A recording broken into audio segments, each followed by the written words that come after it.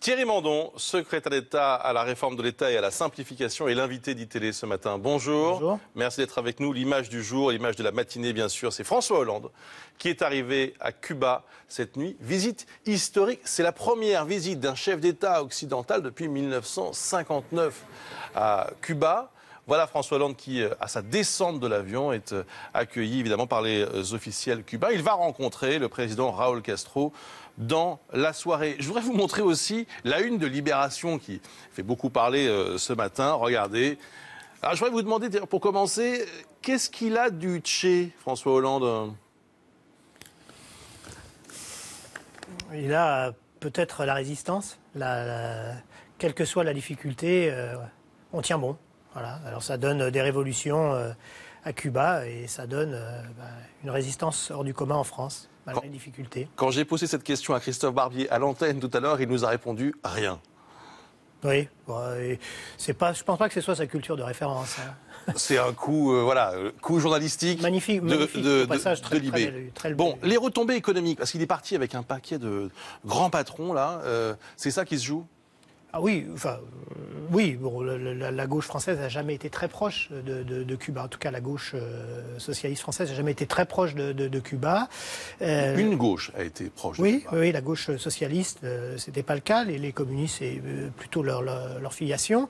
Avec le vent d'ouverture, la France veut être présente. Elle veut pas laisser la place vide et les États-Unis être seuls dans une face à face avec Cuba. Je pense que le président a raison. Est-ce que ça doit s'accompagner d'une prise de position forte, publique, de la part de François Hollande sur la question des droits de l'homme?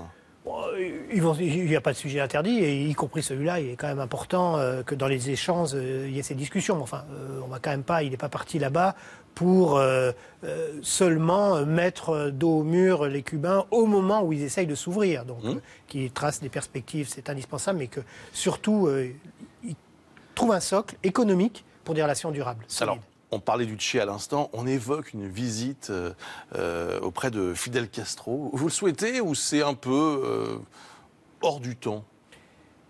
C'est pas hors du temps, il est toujours dirigeant, même s'il est malade, il est dirigeant cubain d'importance, et c'est une façon de fermer des trop longues parenthèses de Cuba mis au banc des nations pour des bonnes et des mauvaises raisons. Donc si ça permet symboliquement de fermer cette parenthèse, c'est bien. Bien. À propos de une de Libération, regardez celle-ci, elle date de 1981, mai 1981.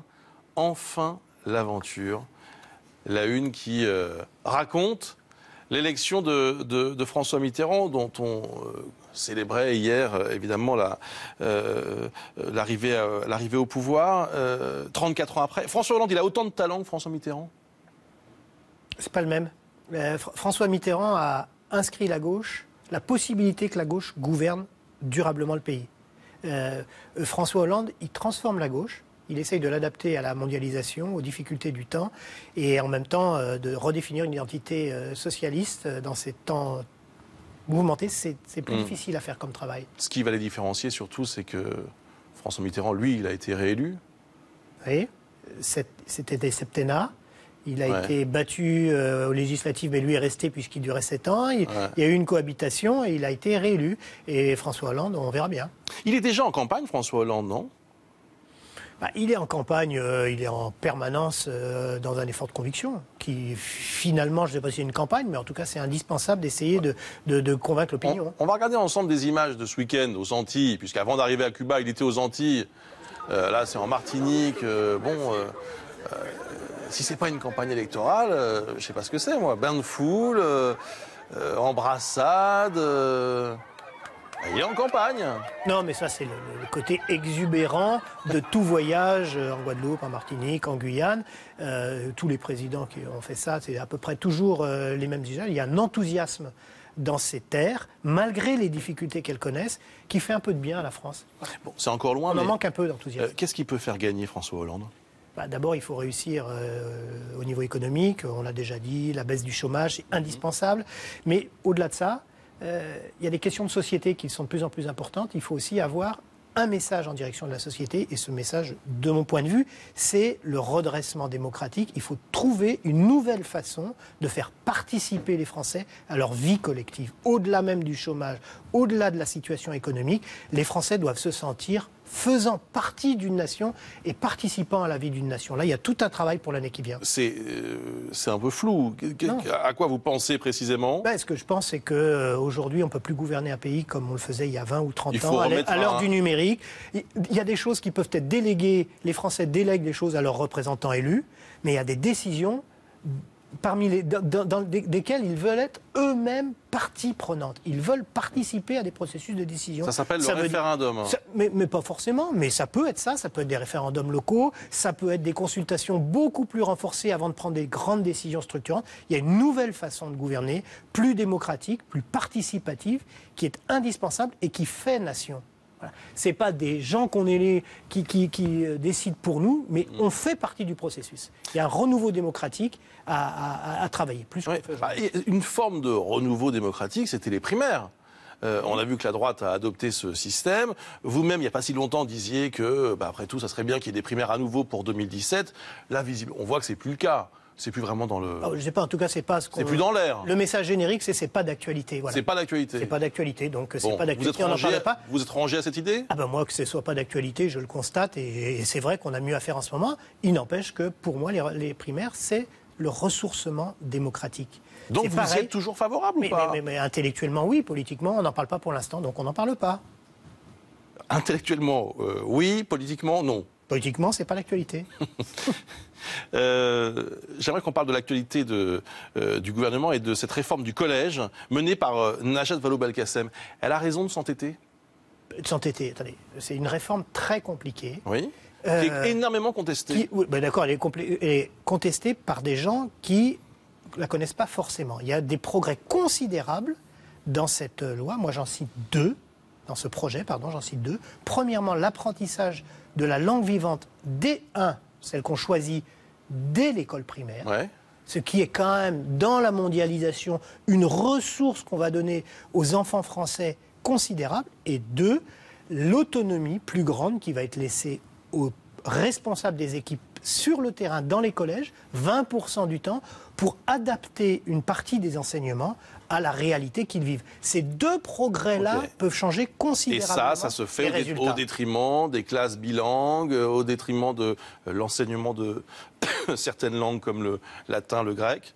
Tant pis, on avance, c'est ça? Alors d'abord, c'est pas au détriment, parce que je sache, et là on rentre pas dans la technique, on pourra toujours apprendre dans ce qu'on appelle les programmes éducatifs interdisciplinaires, un certain nombre de bases de latin et de grec, mais vous-même, vous parlez le latin? Vous avez appris le latin? Assez peu. Vous avez appris le grec? Non plus. Vous avez fait une belle carrière? Et vous lisez? On verra. Et donc, on peut, dans le monde moderne, sans être un latiniste pure souche, réussir parfaitement. Ce matin, le Parisien, aujourd'hui en France, révèle quelque chose d'assez incroyable. La loi sur le dialogue social, qui sera débattue à l'Assemblée à partir du 20 mai, se traduit par un recul des obligations en matière d'égalité professionnelle. Et ce serait dû à la simplification. Ça, c'est votre dossier. Oui, non, ça... Alors, attendez. Sous couvert de simplification, je lis le Parisien. Voilà. Le gouvernement a décidé de supprimer 2 articles du Code du travail qui fondent les obligations en matière d'égalité hommes-femmes pour les entreprises. Alors, d'abord, si c'est... Tout le monde est furieux. Yvette Roudy, ancienne ministre déléguée aux droits des femmes, folle de rage. Oui. Alors d'abord, si c'est le cas, j'imagine que les parlementaires vont corriger ça, car je ne vois pas une seconde que ce soit l'intention de François Rebsamen. La simplification, ça n'est pas des droits en moins. C'est l'inverse. Là, ça y ressemble. Donc si ça doit être corrigé, je suis persuadé que ça le sera. La simplification, c'est rendre les droits plus faciles à appliquer, plus lisibles et plus efficaces. Donc, ce n'est pas de la simplification. Et deuxièmement, ce dispositif est très important. Mais ce qui est encore plus important, c'est les plans d'égalité professionnelle. C'est-à-dire que ça, c'est la connaissance des dysfonctionnements. Ensuite, chaque année, ça, pour le coup, ça va demeurer, les entreprises doivent faire, d'une certaine taille, des plans d'égalité professionnelle. S'il faut améliorer le projet de loi, je ne doute pas une seconde que les parlementaires le feront. 2 dernières questions. 80 km/h sur les routes nationales, c'est une bonne idée? On va voir, c'est une expérience Chaque fois qu'on baisse la vitesse, il y a un certain nombre de gens qui disent c'est bien. Bon, il faut savoir jusqu'où ça s'arrête. Parce que 80, est-ce que ça va être bien? Et est-ce que 70, c'est pas mieux? Et 60, enfin, faut trouver un moment raisonnable. Je ne suis pas certain que la vitesse soit toujours la cause des accidents. En même temps, elle l'est parfois. Et puis, je voudrais m'adresser à l'élu francilien, Oui. Pour terminer. L'élu de l'Essonne, Jean-Paul Huchon, c'est pas très clair. On a cru d'abord dans un premier temps qu'il voulait jeter l'éponge en Ile-de-France au profit de Claude Barthelone. Ce matin, dans le Parisien, il dit « Ah non, c'est pas fini, c'est pas sûr ».